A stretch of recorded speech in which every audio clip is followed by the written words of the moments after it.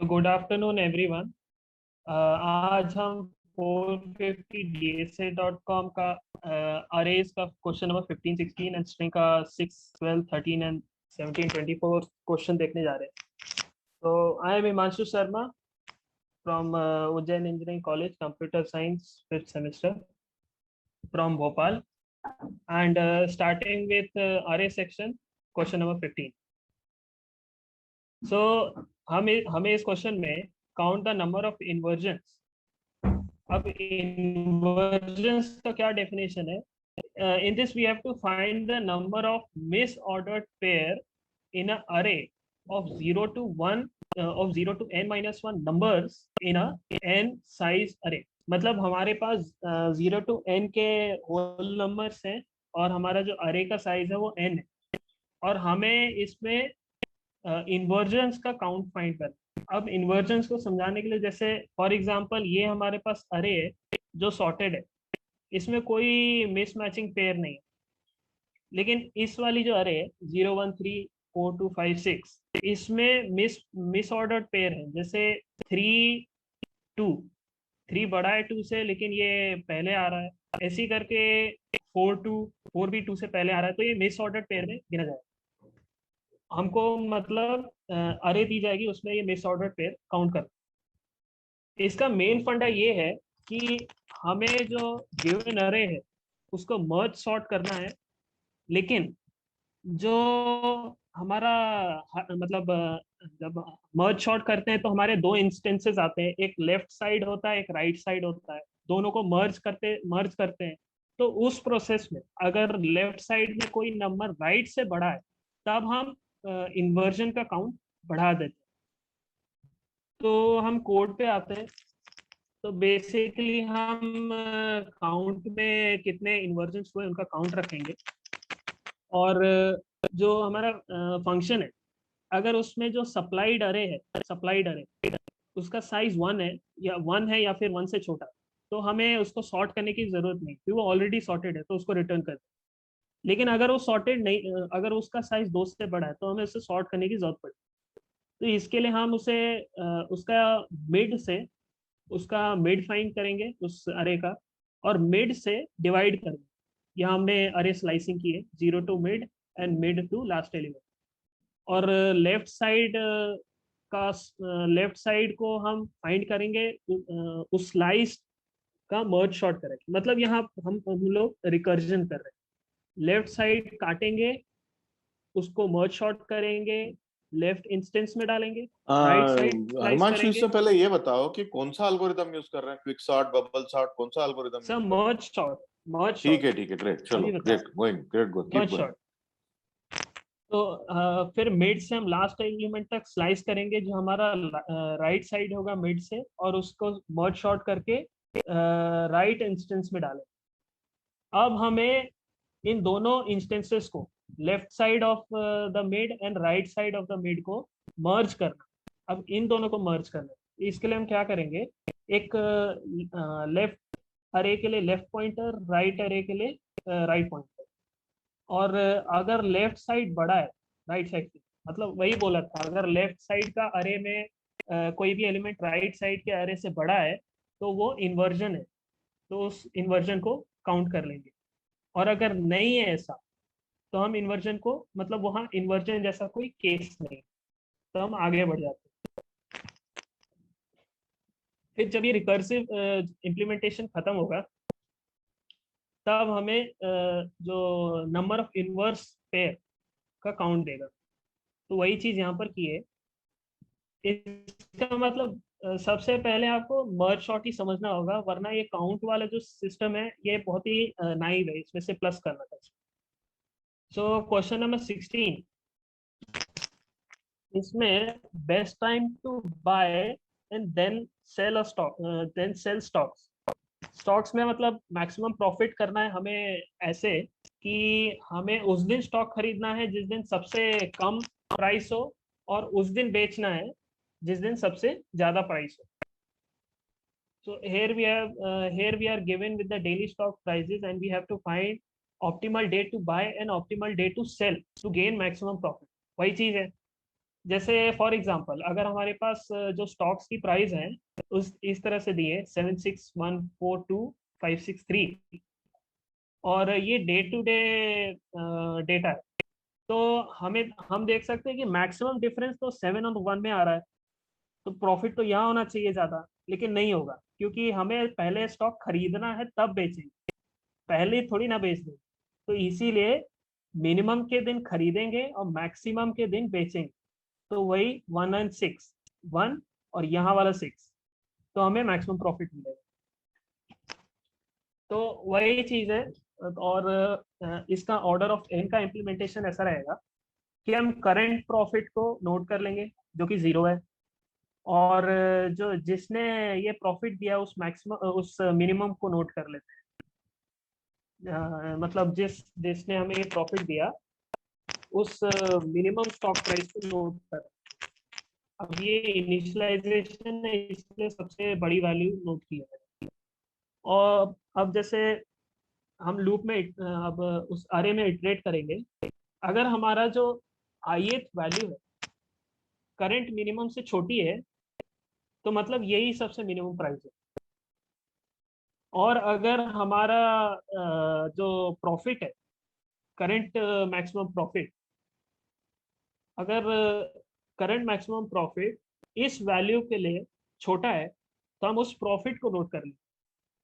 मतलब इसका ये रहेगा कि कुछ भी करके जो हमारा जो मिनिमम स्टॉक प्राइस है वो हमेशा पहले आएगा प्रॉफिट। इस क्योंकि जो वैल्यू है ये इसमें नोट होती है तभी जाके प्रॉफिट चेंज होगा। प्रॉफिट पहले नहीं चेंज होगा जब तक मिनिमम मतलब प्रॉफिट पहले चेंज नहीं होगा जब तक हमारे पास मिनिमम नहीं आता। इसीलिए जो मिनिमम है वो हमेशा जो biggest profit giving stock price है उससे पहले आएगा। तो वही चीज है, 1 यहाँ पर, 6 यहाँ पर। इसका ऑर्डर ऑफ एन में इम्प्लीमेंटेशन है। हम चार इसको ऑर्डर ऑफ एन स्क्वायर में भी इम्प्लीमेंट कर सकते थे, उसमें 2 लूप लगेंगे, एक आई और एक जे, और आई की वैल्यू जो है वो 0 to n जाएगी और जे की वैल्यू I to n जाएगी, तो हमें उसमें जो मैक्सिमम मिलेगा उसको नोट कर लेंगे। तो हमारा अरे का ये जो सेक्शन था खत्म हो गया। अब हम स्ट्रिंग्स पे आते हैं। सो स्ट्रिंग्स का क्वेश्चन नंबर 6, काउंट एंड से। सो इसका ये मतलब एक रिकर्सिव है, मैं पहले ही बता देता हूँ, ये एक रिकर्सिव क्वेश्चन है जिसमें बहुत ज्यादा लॉजिक का तो जरूरत नहीं है, लेकिन ये ध्यान में रखना है कि ये रिकर्सिव कॉल होता है। So the count and say of 1 is this string 1, ये बेस केस है। और एग्जांपल ये है, the count and say of 2 is count and say of 1, मतलब रिकर्सिव है। 2 का काउंट एंड से मतलब काउंट एंड से ऑफ 1, ये रिकर्सिव रिलेशन। अब count and say of particular string का कैसे निकालेंगे? फॉर एग्जांपल जैसे हमारे पास 3 3 2 2 2 1 1 है, इसको हम ऐसे कह सकते हैं 2 3 3 2 एंड 2 1, मतलब आगे उसकी गिनती और उसके बाद वो डिजिट, तो हमारा जो फाइनल स्ट्रिंग होगा काउंट एंड से के बाद वो ये होगा। और जैसे अगर हमारे पास काउंटेंसी ऑफ दिस स्ट्रिंग 1 है इज 1, क्यों हमारे पास 1 डिजिट कितने हैं? 1 है, तो उसके नंबर ऑफ उसका काउंट लिखेंगे फिर वो डिजिट लिख देंगे। और इस चीज का भी ध्यान रखना है, to find the count and say of nth number we have to find the count and say of n-1 number. मतलब इसमें ये तो कंफ्यूजन लग ही रहा होगा कि भाई यहाँ कभी स्ट्रिंग हो रहा है यहाँ कभी नंबर की बात हो रही है। मतलब अगर हमारे पास मान लीजिए 3 है, count and say of 3, number 3, तो वो होगा count and say of 2। Count and say of 3 count and say of 2 को कॉल करेगा, और count and say of 2 count and say of 1 को कॉल करेगा। तो 1 हमेशा एक स्ट्रिंग रिलीज करता है, इस स्ट्रिंग को 2 लेगा, और 2 जैसे हमारे पास 2 1 को कॉल करेगा तो इसका रिटर्न ये आएगा। और स्ट्रिंग 1 का काउंटेंट से है 1 1। अब 3 को ये वैल्यू पास होगी तो 3 क्या देखेगा, देयर आर 2 1s, तो वो लिख देगा 2 और डिजिट 1, मतलब ऐसा रहेगा फंडा इसमें। तो वही चीज हमने किया है यहाँ पर भी, कि अगर हमारा बेस केस ये है कि अगर हमारा नंबर 1 है तो रिटर्न द स्ट्रिंग 1, और अगर नहीं है तो टेम्परेरी में रिकर्सिव कॉल करो n-1 का, और जब वो रिटर्न कर देता है तो उस स्ट्रिंग को फॉर्मेट करो, मतलब उस डिजिट के कितने अक्रेंस है उसको लिखो, फिर उस डिजिट को लिख दो और उसमें टेम्परेरी में पुट कर दो।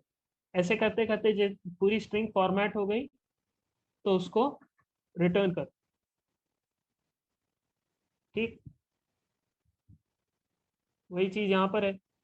जैसे इसका इम्प्लीमेंटेशन है count and say of 5, count and say of 5 4 को कॉल करेगा, 4 3 को, 3 2 को, 2 1 को, और जो स्ट्रिंग वो रिलीज करते हैं वो उस पे स्ट्रिंग को ट्रांसफॉर्म करते हैं इस रूल से, कि नंबर ऑफ डिजिट्स लिखो और उस डिजिट को लिखो, फिर उस स्ट्रिंग को वापस रिलीज कर दो।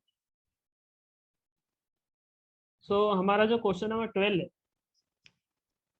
क्वेश्चन नंबर 12 ओरिजिनली ये था कि मतलब वर्ड रैप प्रॉब्लम। ओरिजिनली मतलब आपको ये इस लिंक पे मिल जाएगा। This question ask for calculation of a score based on the number of spaces used in full justification of words in a paragraph where maximum line width is defined. मतलब किसी भी पैराग्राफ का आपको full justification तो मालूम है, word में जैसे करते हैं कि उस पैराग्राफ को जस्टिफाई कर देते हैं तो वो उस टेक्स्ट बॉक्स को पूरी तरह से घेर लेता है, कोशिश करता है पूरी तरह से घेरने की। तो इस क्वेश्चन में ओरिजिनली वो एक्स्ट्रा नंबर ऑफ स्पेस, मतलब जब जस्टिफाई करते हैं तो वर्ड्स के बीच में एक्स्ट्रा स्पेस आती है, तो उन एक्स्ट्रा स्पेस के नंबर से हमें कोई स्कोर कैलकुलेट करना था। लेकिन स्कोर कैलकुलेट करेंगे तो उसका मतलब बेसिक जो इम्प्लीमेंटेशन है वो अच्छे से समझ नहीं है, तो इसीलिए हम ये जस्टिफिकेशन का ही देख लेते हैं, क्योंकि उसके हिसाब से जब हम जस्टिफाई करेंगे तो नंबर ऑफ स्पेस काउंट करके हम स्कोर ऑटोमेटिकली निकाल सकते हैं। तो जस्टिफाई करने का यही रूल रहेगा कि हम एक बफर क्रिएट करेंगे जो हमारा टेम्परेरी वर्किंग एरिया होगा, और रिजल्ट को हम रिटर्न करेंगे। तो ये ऑब्जेक्ट वेरिएबल्स हैं, इसको डिफाइन कर दिया। तो हिमांशु यहाँ एक सेकंड हिमांशु, यस ये यस सर। जस्टिफाई जो है ना, मेरा ख्याल है काफी लोगों को समझ में नहीं आया होगा। तो इसको तुम वेब पे बता सकते हो कि जस्टिफाई करना मतलब क्या होता है? मतलब जैसे कि वेब सर्च करके बताओ जस्टिफाई करना मतलब क्या होता है, कि एक पैराग्राफ को जस्टिफाई करने की बात चल रही है यहाँ पे, राइट? हाँ सर। तो क्या होता है जस्टिफाई करना, मतलब क्या होता है, ये थोड़ा बता सकते हो कोई हाँ सर एग्जांपल लेके बताइए। वेब पे? सर अभी जैसे मेरे पास ये टेक्स्ट है, so we are going to justify this text, remember to find the score based on the number of space, ये हमारे पास एक हाँ लाइन है।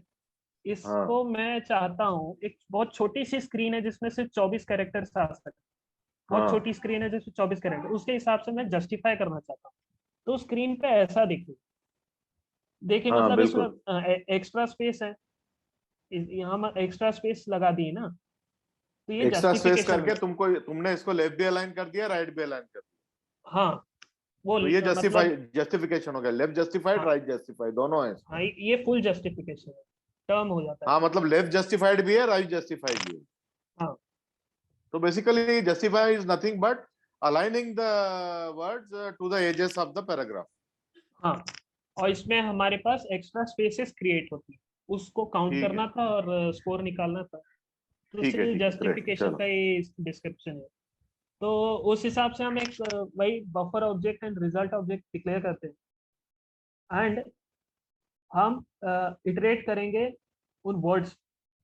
हमारे पास जैसे सिंगुलर वर्ड्स आएंगे, मतलब हमारे पास आएगा list of words, list of words, so, we, are, मतलब ये अलग अलग आएंगे।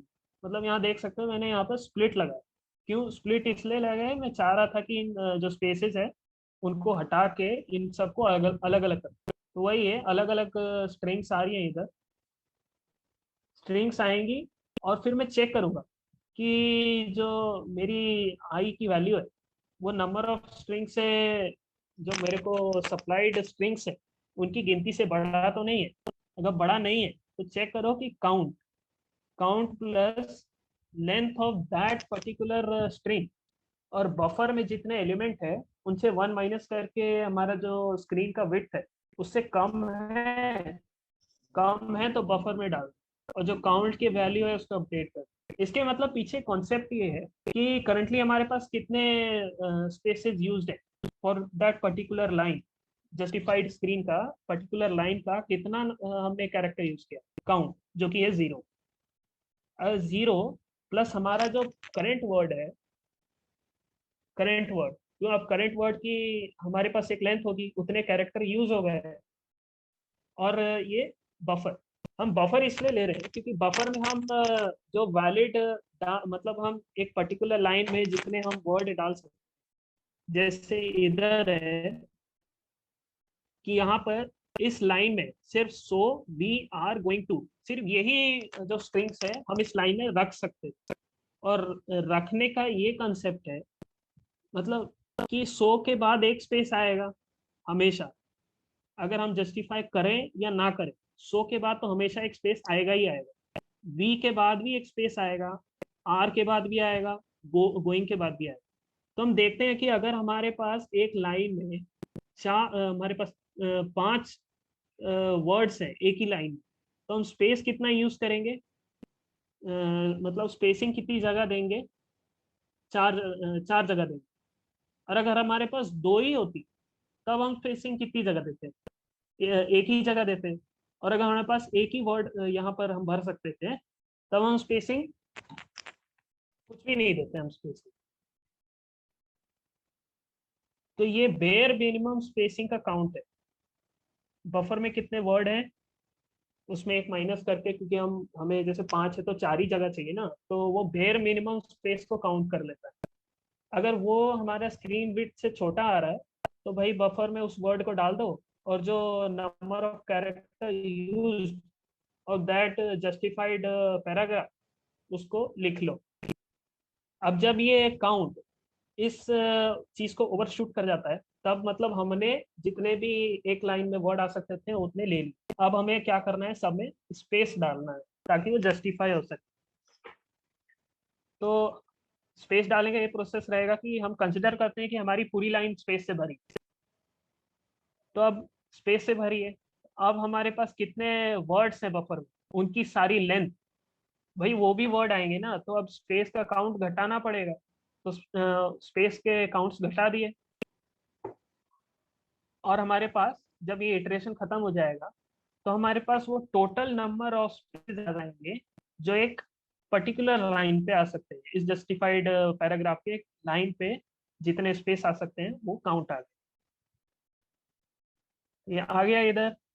अब हम इस लूप में आएंगे जो तब तक सारे वर्ड्स में स्पेस जोड़ेगा जब तक स्पेस का काउंट खत्म ना हो जाए।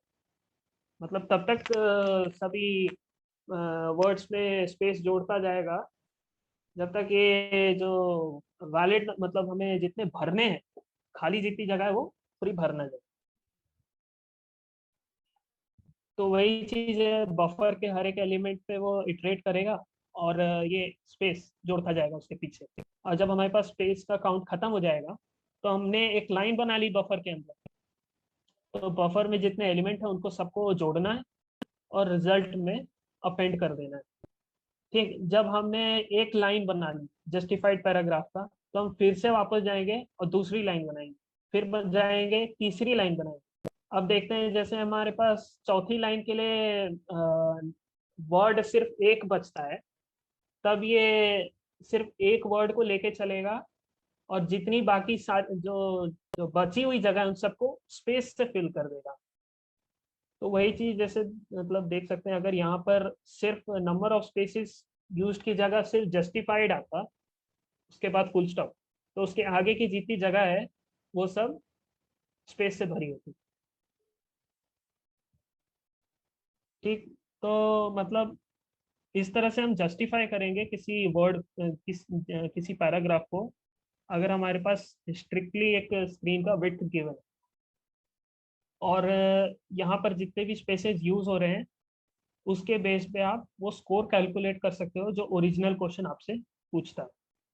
तो यहीं पर वो रिजल्ट प्रिंट किया है, और ये लाइनें इसलिए डाली हैं सिर्फ ताकि दिखे कि कहाँ से कहाँ तक टेक्स्ट जा रहा है। सो हमारा क्वेश्चन नंबर 13 है। Question number 13, edit given word to target word using the following operations: insert a character at any position, remove and replace, and return the minimum number of steps to achieve the required. एक minute Himanshu, मैं यहाँ पे कुछ yes, छोटा सा बोलना चाहता हूँ कि ये आप सभी लोग जो हैं यहाँ पे लर्नर्स, यहाँ पे थोड़ा ये देखिए, ये जो चैट है अपने ग्रुप का, इसमें मैंने दो लिंक शेयर करी है। तो उसमें कोड लाइब्रेरी नाम का यूट्यूब का चैनल है जो कि जागृति मैडम ने अपने को ढूंढ के दिया था, थैंक्स टू जागृति। तो इसमें ये जो स्ट्रिंग के जितने भी एल्गोरिदम अपन समझ रहे हैं अभी, जो हिमांशु अपने को समझा रहा है, तो ये सारे बड़े अच्छी तरीके से हिंदी में जो है उसने एक्सप्लेन किए। तो ये दो, पहला लिंक जो है वो जनरल लिंक है कोड लाइब्रेरी का, उसमें सारे आपको अलग अलग सेक्शन, अरे अरे स्ट्रिंग, सॉर्टिंग एंड सर्चिंग, ये सारे अलग अलग सेक्शन मिल जाएंगे 450dsa.com के। और ये जो दूसरा लिंक मैंने शेयर किया है वो स्ट्रिंग का लिंक है, प्लेलिस्ट लिंक का जो उनका प्लेलिस्ट है वो शेयर किया है, इसमें आपको सारे स्ट्रिंग के एक्सप्लेन किए हुए मिल जाएंगे। तो ये बंदे ने काफी अच्छा काम किया है। तो आप जो अपने हिमांशु समझा रहे हैं वो तो खैर आपको बहुत यूजफुल रहेगा ही, और इसके अलावा साथ ही साथ आप ये भी 450 डीएसए के भी देखिए, कॉपी कर लीजिए स्ट्रिंग के, और जो जनरल है वो भी देखिए, आर एस के, स्ट्रिंग के, मैट्रिक्स के देखिए, इसमें एक्सप्लेनेशन बहुत अच्छी तरह से इसने समझाया है, आपको समझने में बहुत हेल्प हो जाएगी। और सारे के सारे 450dsa.com से लिए हैं उसने, ठीक है ना? तो आप कॉपी कर लीजिए, आपको काफी हेल्प होगा इस, ठीक है। सॉरी हिमांशु, चलो आगे बढ़ो। हाँ, नो प्रॉब्लम। सो अब जैसे ये क्वेश्चन नंबर 13 है, तो इसमें कहता ये है कि हमारे पास एक गिवन वर्ड होगा, इसको कन्वर्ट करना है एक टारगेट वर्ड।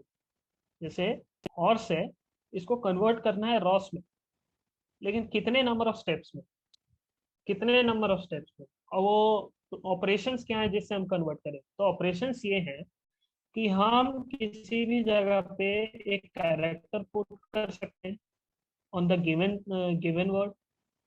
हम गिवन वर्ड से एक कैरेक्टर रिमूव कर सकते हैं, और एक गिवन वर्ड से हम रिप्लेस भी कर सकते हैं। मतलब जैसे अगर वहाँ उस पोजीशन पे नहीं है वो वर्ड टारगेट के करस्पॉन्डिंग, तो बस उसको लिख दो, ओवरराइट कर दिया वहाँ पे गिवन वर्ड में, तो उतना हिस्सा मैच हो रहा है, फिर हम आगे चले जाएंगे मैच करने के। तो क्वेश्चन एक तरह से कह रहा है कि यहाँ पर हमें डेप्थ फर्स्ट सर्च करना पड़ेगा। डेप्थ फर्स्ट सर्च मतलब ये रहेगा कि हर एक नोड पे हमारे पास मतलब एक स्टेट स्पेस ट्री जनरेट होता है, जहाँ पर हर एक नोड से या तो हम एक कैरेक्टर इंसर्ट कर देते हैं, या तो हम रिमूव कर देते हैं, या तो रिप्लेस कर देते हैं। रिप्लेस मान लो कर लिया, तो उसके बाद हम दूसरे स्टेट पे आ जाए, फिर उस नोड से हम आगे जा सकते हैं।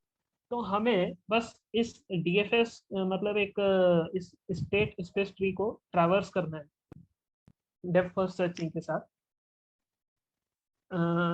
वही चीज है। तो मतलब एक बार फिर से बता देता हूँ, इस वर्ड 1 को वर्ड 2 में कन्वर्ट करना है by using only insert, remove and replace. ठीक। तो हमारा ये ड्राइवर कोड हो जाएगा, मतलब रैपर कोड है हमारा। और जो हमारे ऑपरेशंस है वो रिटर्न में आएंगे, और हमारा जो डीएफएस है, डेफ सर्च, वो इसको रिटर्न करेगा। और मैं आपको ये थोड़ा सा ये हैश मैप का भी समझाता हूँ, इसमें इसमें कैसे यूज हो रहा है। तो हमारा जो डेप्थ फर्स्ट सर्च है, जो स्टेट स्पेस ट्री को ट्रैवर्स करेगा, वो इस तरह होगा कि हम उसे दो वर्ड देंगे और वर्किंग इंडेक्सेस देंगे। आई जो वर्ड 1 को करस्पॉन्ड करेगा, जे जो वर्ड 2 को करस्पॉन्ड करेगा। इन इंडेक्स का ये है कि ये वर्ड 1 और वर्ड 1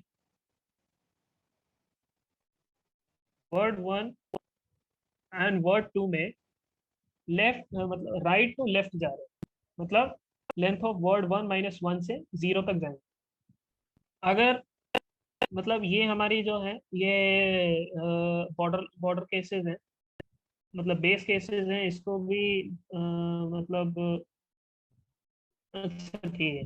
बेस केसेस में मतलब ये है कि अगर मान लीजिए हमारा जो गिवन वर्ड है, गिवन वर्ड एम्प्टी है, गिवन वर्ड एकदम एम्प्टी है, और टारगेट वर्ड है जैसे रॉस है, और ये वर्ड 1 एम्प्टी था, तो मतलब हमें सारे कैरेक्टर इंसर्ट करने पड़ेंगे।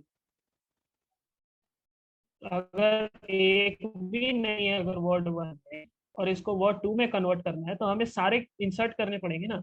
तो इंसर्ट करने के लिए हम देखेंगे,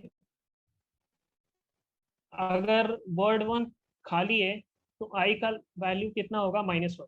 -1 इसलिए क्योंकि जो वर्ड 1 का लेंथ है वो 0 हो गया, -1, तो i equals to -1। So i smaller than 0, तो ये इस सेक्शन में आएगा। इस सेक्शन का ये है कि इन दोनों में से जो मैक्सिमम होगा, क्योंकि मतलब हमेशा या तो आई माइनस होगा या तो जे माइनस होगा। और अगर आई तो मतलब वर्ड है वो खाली है, तो हमें इंसर्ट करने होंगे। तो भाई उतने को इंसर्ट करेंगे। J will be pointing the at the last element of the word 2, तो वो साइज दे देगा हमें +1 करके। ऐसे ही अगर हमारे पास वर्ड 1 पूरी तरह से भरा हुआ है, जैसे मान लो हॉर्स है, और इसको वर्ड 2 में कन्वर्ट करना है जो खाली होता, एम्प्टी स्ट्रिंग होती, तो हमें सारे को रिमूव करना पड़ेगा ना। तो रिमूव करने के लिए यही हैंडल करेगा। कैसे करेगा कि अगर तो वर्ड 2 का लेंथ 0 हो जाएगा। लेंथ 2 अगर 0 हो गया तो यहाँ -1, return -1। J is smaller than -1 और आई ग्रेटर देन।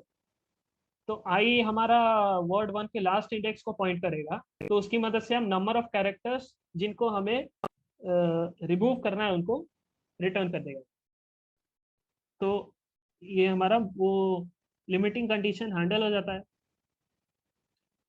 फिर दूसरा केस होता है कि जो आई एंड जे वर्किंग इंडेक्सेस है वर्ड 1 वर्ड 2 के, इन पे जो कैरेक्टर है वो सेम है।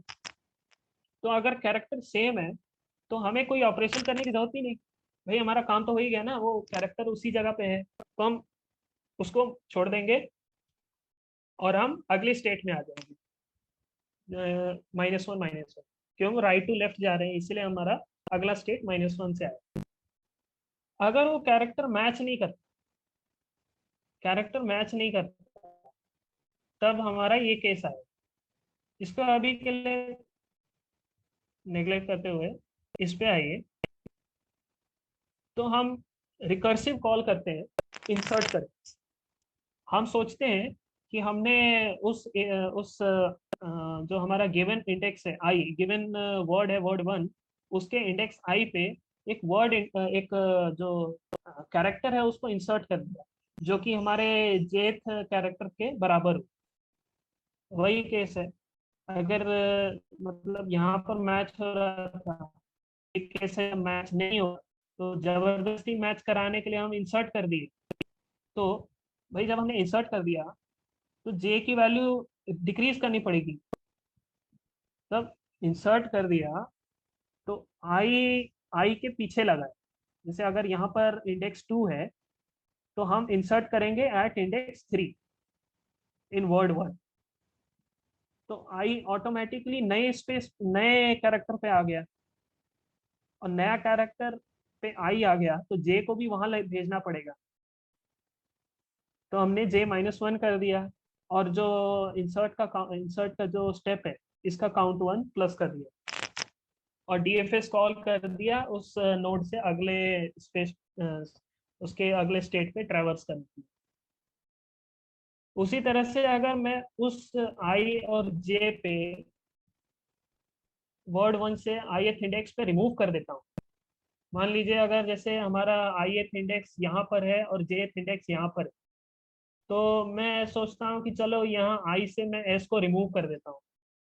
अगर मैंने रिमूव कर दिया, अज्यूम करता हूँ कि मैंने रिमूव कर दिया, तो आई आर पे आ जाएगा, और आर का इंडेक्स है I-1। लेकिन अगर मैंने रिमूव कर दिया तो मुझे नए कैरेक्टर से कंपेयर करना पड़ेगा ना, और जे तो वही रहेगा। तो वही बात हुई, जे वही रहेगा और रिमूव का स्टेप हमने बढ़ा दिया। और अगर हमने रिप्लेस कर दिया, मतलब उस पोजीशन पे ओवरराइट कर दिया, वही केस है। अगर आई एस पे है, जे 0 पे है, तो हम जो ith इंडेक्स पे है s, उसको ओवरराइट करके 0 लिख देते हैं, तो मतलब हमने जबरदस्ती मैच करवा दिया। मैच करवाने की वजह से दोनों को पीछे आना पड़ेगा, क्योंकि ये वाला केस है, दोनों मैच हो गए तो दोनों को पीछे आना पड़ेगा। और हमने यहाँ जबरदस्ती मैच करवा के दोनों को पीछे कर दिया, और वहां से हमने नेक्स्ट ट्रेवर्सल पे चले, और जबरदस्ती किया है तो हमें +1 करना पड़ेगा।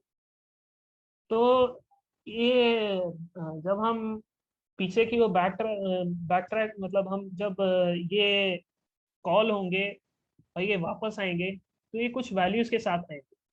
वैल्यूज का मतलब ये कि इन्होंने अपने स्पेस ट्री में देखा कि मेरे यहाँ पर कौन मिनिमम देता है, कौन सा इंसर्ट, कौन सा रिप्लेस, कौन सा मिनिमम देता है मेरे को। ठीक, इन तीनों ने दिया, तो अब मुझे इन तीनों में से मिनिमम लेके मेरे अगले पेरेंट नोड को रिटर्न करना है। मैंने रिटर्न कर दी, उस मिनिमम निकाल के मैंने रिटर्न कर दिया। तो अब यहाँ पर ये प्रॉब्लम आती है कि डीएफएस, जब हम स्टेट स्पेस ट्री में डेप्थ फर्स्ट सर्च ट्रैवर्सल करते हैं, तो हमारे पास कुछ रिपीटिंग कंडीशंस आती है कि आई कई बार, आई और जे कई बार एक ही इंडेक्स पे होते हैं।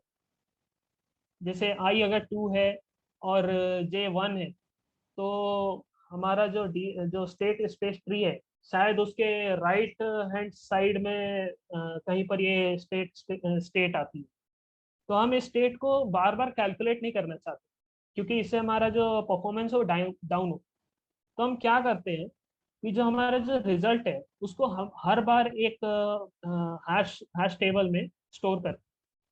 तो हम जो की जनरेट करेंगे आई और जे का यूज करके, मतलब वही हुआ ना कि ये चीजें रिपीट होती हैं, तो टेम्प रिमूव कर ये वहां पर जो वैल्यू है उसको रिटर्न कर दो, और अगर नहीं है तो ये की जनरेट करके वहां पर ये वैल्यू डाल दो। वही चीज है। तो यहाँ पर भी वही है, अगर किसी की और आई और जे का जो कॉम्बिनेशन जनता है 2 और 1 का मान, वो हमारे हैश टेबल में एग्जिस्ट करता है, तो मुझे नहीं है, वहीं से रिटर्न कर देता हूँ। हमारा जो कैलकुलेशन टाइम है, हमारा जो कैलकुलेशन टाइम है वो, हाँ, हमारा जो कैलकुलेशन टाइम है वो रिकवर होता है। बेसिकली मतलब जो ऐसे क्वेश्चंस होते हैं जिसमें हमें स्टेट स्पेस ट्री को जनरेट करके डेप्थ फर्स्ट सर्च करना पड़ता है, इसके लिए हमारा मेन फोकस होना चाहिए कि हम सबसे पहले उस स्टेट स्पेस ट्री को रिकॉग्नाइज करें। हम मतलब ये प्रोसेस काम कैसे करेगी ऑन पेपर। अगर हमारे पास ऑन पेपर है तो कोड वाइज इसका इम्प्लीमेंटेशन थोड़ा इजी होता है। तो हमारा मतलब ये वाला क्वेश्चन खत्म होता है, और हम स्ट्रिंग सर्चिंग के ऊपर आते हैं। तो string searching question number 17 and 24 है। Starting with question number 17। Question number 17 ये एक हमें मिनट हिमांशु, अगले इम्प्लीमेंटेशन कितने मांग, बाकी है? टोटल कितने बाकी हैं? सर 2। यार इसको है ना, अब अगले अगले 10 मिनट सर में खत्म छोटे करना छोटे ही हैं, पड़ेगा। ज्यादा बड़े नहीं है। हाँ, तो अगले 10 मिनट में खत्म करो कि फिर मेरा हाथ स्टॉप हो। ठीक है, ठीक है, ठीक है। अगले 10 मिनट में सो खत्म कर क्वेश्चन दो। Question number 17 is asking for implementation of Rabin-Karp method of substring searching. इसमें हम क्या करते हैं, जिस स्ट्रिंग को सर्च करना है उसकी हैश वैल्यू ले लेते हैं, और आपको तो मालूम है सर्चिंग के लिए हम एक मास्क जनरेट करते हैं और गिवन स्ट्रिंग पे उसको बढ़ाते जाते हैं। तो हम क्या करेंगे, जो मास्क से वैल्यू दिख रही है ना उसका हैश कैलकुलेट करते हैं, और अगर हमारा जिसको ढूंढना है और मास्क पे जो वैल्यू दिख रही है उसका हैश सेम आता है, तो मतलब हमने वो वैल्यू फाइंड कर ली। तो वही चीज है, हम ith इंडेक्स से लास्ट वैलेट तक जाएंगे, और मास्क पे जो वैल्यू दिख रही है उसका हैश कैलकुलेट करेंगे, और जो बेस केस था जिसको फाइंड करना है उससे कंपेयर करेंगे, और अगर कंपेयर कंपेयर करने पे इक्वल आता है तो वर्किंग इंडेक्स को रिजल्ट्स में पुश कर देते हैं। मतलब यहाँ पर जो हमारा लिमिट्स है वो ऐसे डिफाइंड है, मतलब जैसे अगर हमारे पास जो जिसे फाइंड करना है उसकी लेंथ 10 है, और जिसके अंदर फाइंड करना है उसकी लेंथ 13, तो भाई मैं इंडेक्स 10 से थोड़ी ना सर्च करूँ, तो लेंथ मिसमैच हो रही है और उसका कोई मतलब ही नहीं है। तो इसीलिए मैं 1 टू ओनली 3 जाऊंगा। तो वही चीज है, जिसके अंदर फाइंड करना है उसकी लेंथ, जिसको फाइंड करना है उसकी लेंथ माइनस कर। तो ये आई की लिमिटिंग कंडीशंस हुई, वही चीज है। तो यहाँ पर मैंने काउंटर वेरिएबल एक्स्ट्रा डाला था, जो ये चेक करता है कि भाई मैंने लूप में आई कितनी बार चेंज किया। तो वही चीज है, हमने जब इस पैटर्न को इस टारगेट में सर्च किया तो हमने आई को 8 बार स्विच किया और हमें 7th इंडेक्स पे मिला। अगर जैसे हैश वैल्यू का किसी को अगर आइडिया नहीं है तो मतलब ऐसे कहते हैं कि कोई भी ऑब्जेक्ट, पाइथन में ऑब्जेक्ट्स होते हैं, उन ऑब्जेक्ट का एक यूनिक नंबर निकलता है अगर उसको हैश फंक्शन में डालते हैं। हैश फंक्शन मतलब गिवन ऑब्जेक्ट की प्रॉपर्टीज को लेके एक मैथमेटिकल फंक्शन में डालता है, जो हर बार एक वैल्यू रिटर्न करता है। और कभी भी दो डिफरेंट ऑब्जेक्ट्स का हैश वैल्यू सेम नहीं होता। जैसे देख सकते हैं यहाँ पर दोनों लगभग सेम है, बस यहाँ टिल्टेड साइन का फर्क है, लेकिन हैश वैल्यू देख सकते हैं कितना फर्क है। वही चीज है, कभी भी हैश वैल्यू सेम नहीं है। और पाइथन में हम सिर्फ हैश का यूज करते हैं, अगर किसी और को किसी और जानना चाहते हैं इसको यहाँ आप ढूंढ भी सकते हैं। So going to question number 24। Question अब यहाँ पर हमने हमें Boyer Moore algorithm of pattern matching का इम्प्लीमेंटेशन करना है। अब अगर मोरे को किसी का टीओसी का ध्यान आता है तो मतलब इसमें उसका इम्प्लीमेंटेशन नहीं है, दूसरा एल्गोरिदम। तो यहाँ पर हम क्या करते हैं, इस फंक्शन में अपर लिमिट डिफाइन करते हैं। अपर लिमिट वही कि भाई हमारा जो वर्किंग इंडेक्स है वो कहाँ तक जाएगा, ठीक। और हम आगे बढ़ते हैं। काउंटर मैंने सिर्फ इसी के लिए रखा है कि मैंने आई कितनी बार चेंज किया। अच्छा, तो आई जो है हमारे टारगेट पे चलेगा और जे है जिसको ढूंढना है उस पे चलेगा। मतलब 1 to 1 मैच करेगा इटरेशन के थ्रू। लेकिन जैसे यहाँ मैच हुआ प्लस किया, मैच हुआ प्लस किया, मैच हुआ प्लस किया, मैच नहीं हुआ। अब मैच नहीं हुआ तो ये हमें अब नया वर्किंग इंडेक्स देगा फॉर आई। अब मुझे कौन से इंडेक्स से कंपैरिजन चालू कर, इसका कंसेप्ट ये रहेगा। जैसे अगर मुझे ए बी इस स्ट्रिंग को इस टारगेट में सर्च करना है, तो मैं यहाँ से स्टार्ट करता हूँ 0 से, 1 to 1 मैच करता हूँ, देखता हूँ यहाँ पर एक्स मैच नहीं हो रहा है, तो मैं क्या करूंगा, जिसको ढूंढना है अब उसमें मैं पीछे की ओर जाऊंगा और देखूंगा भाई ये जो मिसमैच हो रहा है टारगेट से, इससे कोई मैच हो रहा है क्या, नहीं हुआ। तो मैं क्या करूंगा, एक्स से एक स्टेप आगे लूंगा और फिर वहां से कंपैरिजन चालू करूंगा। वही चीज है, अगर मान लीजिए ये दो स्ट्रिंग्स है, इसको इसके अंदर ढूंढना है, तो वही इटरेशन चलेगा, आई 0 रहेगा और हमारा जे यहाँ से चालू हो रहा है। अब देखते हैं कि ये चलते चलते जी पे मिसमैच हो गया एक्स के साथ। तो अब क्या करेगा कि जे है, इसको टेम्परेरी में स्टोर करेंगे, वेरिएबल के में स्टोर करेंगे, और यहाँ पर हम पीछे जाएंगे। पीछे जाते हैं देखते हैं एक्स मैच हो गया। तो अब हम आई को इस तरह इंक्रीमेंट करते हैं कि जो मैचिंग वैल्यूज हैं वो कोइंसाइड करें। तो वही चीज है, आई पहले 0 था, अब आई 4 हो गया, ताकि ये वाला जो इंडेक्स है ये वाले के साथ, मतलब ये वाला जो कैरेक्टर है एक लाइन में आ जाए। फिर हम यहाँ से कंपैरिजन चालू करेंगे। तो मतलब आई सिर्फ 1 स्टेप नहीं ले रहा, अब 1 से ज्यादा स्टेप ले रहा है। तो वहीं पर कि नई वैल्यू जनरेट और उसको अपडेट कर दिए, और बाकी चीज सेम इटरेशन। तो इससे जो नंबर ऑफ स्टेप्स हुई है, हुई है, वो यहाँ पर रिटर्न कर देगा। तो वही चीज है, हमने एक ऑब्जेक्ट बनाया इस क्लास का, और हमने प्रीवियस जो हमारा ये वाला मेथड था, रेबिन कार्प मेथड, इसका हमने ऑब्जेक्ट बनाया और इन दोनों को सेम पैरामीटर्स दिए सर्चिंग के। तो हम देखते हैं कि Rabin Karp did 8 index switching और found the given index at seventh position. और Boyer Moore did 2 index switches, मतलब इसने से 2 बार आई को चेंज किया और इसने हमारा पैटर्न ढूंढ के दे दिया। मतलब इस तरह से काम करता है।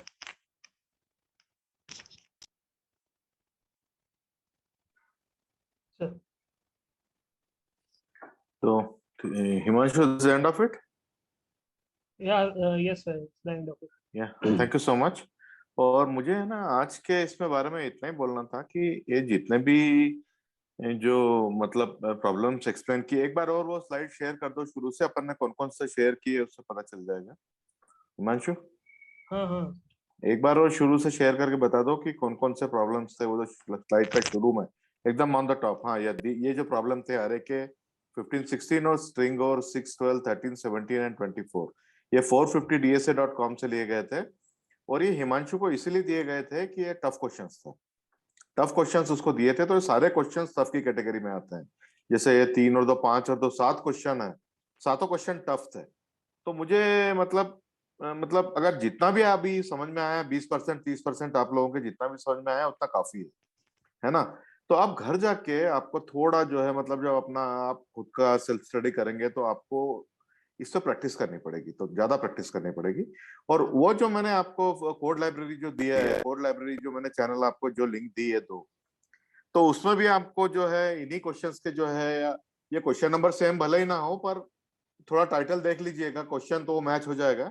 टाइटल देख लीजिएगा क्वेश्चन का, क्वेश्चन नंबर भले ही मैच ना हो पर वो टाइटल से मैच हो जाएगा प्रॉब्लम, तो वो आपको वहां भी एक्सप्लेनेशन मिलेगा। अब कोड लाइब्रेरी में क्या है कि हो सकता है आपको पाइथन इम्प्लीमेंटेशन ना मिले पर वो अल्गोरिदम जरूर समझाएगा आपको, अल्गोरिदम समझा रहा है वो, एक तो अच्छी तरह से अल्गोरिदम समझा देगा। और और जो वो करेगा सी प्लस प्लस या फिर जावा में आपको अल्गोरिदम भी समझाएगा। तो जिसने भी थोड़ा भी सी कर रखा है तो वो सी वाला पोर्शन समझ सकता है। और अल्गोरिदम अगर आपके एक बार समझ में आ गया तो ये हिमांशु ने आज अपने को पाइथन कोड भी दे दिया है, पाइथन का भी अल्गोरिदम पाइथन में भी दे दिया है, पूरा जो है क्वेश्चंस। तो आप जैसे इसको 2-3 इटरेशन में खुद प्रैक्टिस करेंगे तब आपका होगा ये पक्का। ठीक है, तो ये चीज ध्यान में रखिएगा। ये डीएसए जो है मतलब जिसको हम data structure algorithm and programming बोलते हैं, डाटा स्ट्रक्चर एल्गोरिदम जो बोलते हैं, ये कंप्यूटर साइंस का one of the toughest subject है, टफ सब्जेक्ट है ये। तो ये कंप्यूटर साइंस वालों को भी टफ पड़ता है। मैंने अधिकतर जितने भी कंप्यूटर साइंस वालों से बात करता हूँ तो बोलते हैं यार वाकई डीएसए बहुत टफ होता है। तो हम जो ये कर रहे हैं ऑलरेडी एक टफ चीज है, और उस टफ चीज में भी हमने जो आज प्रॉब्लम ली है वो टफ है। तो इनका डिग्री ऑफ लेवल जो है वो टफ टू वेरी टफ की तरफ जाता है। तो आपको वही है कि कोड लाइब्रेरी के एक्सप्लेनेशन समझ के जितना उसने दिया है और बाकी जितना हिमांशु ने बढ़िया आज अपने को समझाया, ये कोड देख के थोड़ा हिमांशु का एक्सप्लेनेशन देख के ये जो है आपको फाइनलाइज करना पड़ेगा और थोड़ा आपको इसके ऊपर मेहनत करनी पड़ेगी। अब मैं ये मान रहा हूँ कि हिमांशु आपको मैंने, अच्छा आपके कहाँ से स्टार्ट हो रहे हैं सोमन, आपके स्ट्रिंग के क्वेश्चन जो आप करने वाले थे? सर लास्ट सेक्शन है 31 to 43। 31 to 43 है ना। तो अभी 31 to 43 जो है स्ट्रिंग के अपने बाकी हैं, जो आप सोमन जो है कल समझाएंगे। ठीक है, तो अब मेरा ये कहना है कि 3 सेक्शन अपन कर चुके हैं, अरे मैट्रिक्स और स्ट्रिंग के जो क्वेश्चन 31 तक, अरे पूरा हो गया, मैट्रिक्स पूरा हो गया, और स्ट्रिंग के क्वेश्चन 0 to 31 जो है वो हो गए। तो 31 to 43 जितने में स्ट्रिंग के बच्चे हैं वो टफ कैटेगरी में आएंगे। तो वो टफ कैटेगरी में है तो वो सोमन कल समझाएंगे। पर ये जितने भी हम कवर कर चुके हैं अरे मैट्रिक्स और स्ट्रिंग के 0 to 30 तक, अब मैं ये मान के चल रहा हूँ कि जब सोमन कल समझाने आएंगे, सोमन जब समझाने आएंगे कल अपने को 4 बजे शाम को, तब तक मैं मान रहा हूँ कि ये बैकलॉग आप पूरा कर चुके होंगे, इसके बाद आपको टाइम शायद मिलेगा नहीं। तो ये, और मैं ये भी मान के चल रहा हूँ कि आपको जितना टाइम मिला था उसमें आपने अरे और मैट्रिक्स से तो कवर जो है बैकलॉग कवर कर लिया हो। और अगर आपने अभी नहीं किया है तो ये आपका चैलेंज है। अब इसमें फिर अगर नहीं करेंगे आपको तो फिर भगवान भी हेल्प नहीं कर पाएगा। आप साथ साथ दौड़ते चलिए, साथ साथ करते चलिए, और कल जैसे सोमन आएंगे तो आपके पास एक दिन है पूरा, तो अरे पूरा, मैट्रिक्स पूरा और स्ट्रिंग के क्वेश्चन जो है 0 to 30 पूरा करके आइए, प्रैक्टिस करके आइए अगर अभी तक आपने नहीं किया है तो। और उसके आगे फिर अपन जो है उसके अपन स्ट्रिंग के अपने को सोमन 31 to 43 समझाएंगे। उसके बाद जो है अपन एक दिन का गैप लेंगे, मतलब कल वेडनेसडे है ना, तो अपन थर्सडे को जो है वो ब्रेक लेंगे, थर्सडे को ब्रेक लेंगे। उसके बाद फ्राइडे सैटरडे और संडे को तीनों दिन क्लास होगी। तो फ्राइडे को वेनसडे को सोमन समझाएंगे अपने को 31 to 43 ये सोमन समझाएंगे। और फ्राइडे को फिर हम ये स्टार्ट करेंगे हिमांशु के क्वेश्चन से। Himanshu will take search and sort जो है वो हिमांशु शुरू के क्वेश्चन लेंगे। हिमांशु आपको कहाँ तक दिए 0 to सर्च एंड 18 सॉर्ट के? 0 to 18 0 to 18 ना? अच्छा मीर आप हैं क्या क्लास में? Yes sir. हाँ तो मीर 18 to कितने, 18 के बाद कितने हो रहे हैं हिमांशु? देखो तो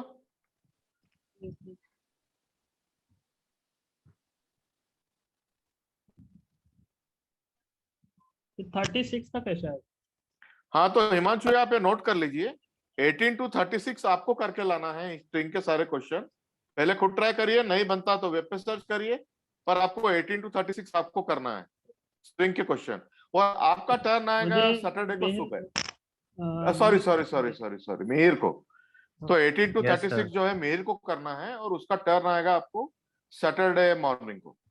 यस सर। फ्राइडे को हिमांशु अपने को 0 to 18 बताएगा सर्च एंड सॉर्ट के।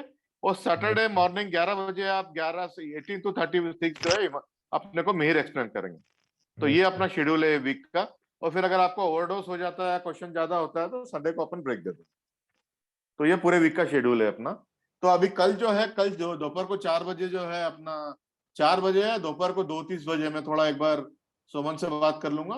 तो आइदर 2:30 और 4 PM कल अपना जो है सोमन का सेशन है, जो कि सोमन जो है अपने को स्ट्रिंग के क्वेश्चन समझाएंगे 31 to 43 कल। So thanks Himanshu for taking up tough questions. और आपने अच्छा काम किया है, अच्छा एक्सप्लेन किया है आपने।